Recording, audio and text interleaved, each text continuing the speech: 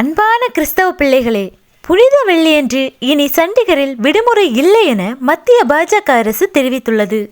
பாரதிய ஜனதா கட்சியானது நாடு முழுவதும் மத பிரிவினைவாதத்தையும் வக்பு வாரிய திருத்த சட்டத்தையும் கொண்டு வந்து மக்களை துன்புறுத்தி வருகிறது.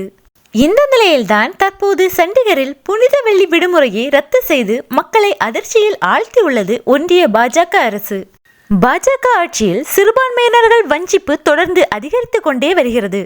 மதத்தின் பெயரால் சிலருக்கு முக்கியத்துவம் அளிக்கப்படுவதும் பலரும் புறக்கணிக்கப்படுவதுமான நடவடிக்கைகள் நாள்தோறும் அரங்கேறிக் கொண்டே வருகிறது. பாஜகவின் யோகி ஆதித்யநாத் ஆட்சி நடத்தும் உத்தரப்பிரதேச மாநிலத்தில் மத நல்லிணக்கத்தோடு செயல்பட வேண்டிய காவல்துறையினருக்கு இந்து நாள்காட்டி வழங்கப்பட்டு கால நேரம் பார்த்து வழக்கு விசாரணை நடத்த அறிவுறுத்தப்பட்டுள்ளது. மத்திய பிரதேசம் போன்ற மாநிலங்களில் பிரிவினையை தூண்டும் கருத்துக்களை நீதிமன்றமே ஆதரித்து வருகிறது. இதுபோன்ற நடவடிக்கைகளில் இருந்து வேறுபட்ட மாநிலங்களாக திகழும் பாஜக ஆட்சி இல்லாத மாநிலங்களில் ஒரு முதன்மை மாநிலமாக இன்றைக்கு தென் மாநிலங்கள் திகழ்ந்து வருகிறது. இதுபோன்ற சூழலில் நாங்களும் மத நல்லிணக்கத்தை பேணி வருகிறோம் என்று பிரதமர் மோடியால் சொல்லப்படுவதன் பொய்த்தன்மையும் பிரதமர் மோடியின் உண்மை முகம் தற்போது வெளியே வந்துள்ளது என எதிர்க்கட்சிகள் தெரிவித்து வருகின்றன.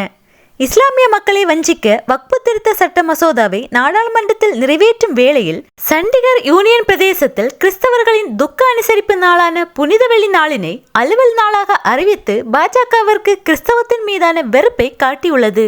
இஸ்லாமிய மக்களை வக்பு திருத்த சட்ட மசோதா மூலம் வஞ்சித்தார்கள். இதனைத் தொடர்ந்து கிறிஸ்தவர்களின் புனித வெள்ளியை அலுவல் நாளாக அறிவித்து வஞ்சித்துள்ளது பாஜக அரசு. ஒரு கோயில் திறக்கும் நாளுக்கு பல்வேறு மாநிலங்களில் பொது விடுமுறை அளிக்கும் பாஜக அரசு கிறிஸ்தவம் சார்ந்த ஒரு நாளுக்கு அளிக்கப்பட்டு வந்த ஒரு விடுமுறையை ரத்து செய்தது ஏன் என எதிர்க்கட்சிகள் கேள்வி எழுப்பி வருகின்றன. குறிப்பாக காங்கிரஸ் கட்சி கேள்வி எழுப்பியுள்ளது. கிறிஸ்தவர்களுக்கு எதிராக மோடியின் உண்மை முகம் தற்போது வெளியே வர தொடங்கியுள்ளது.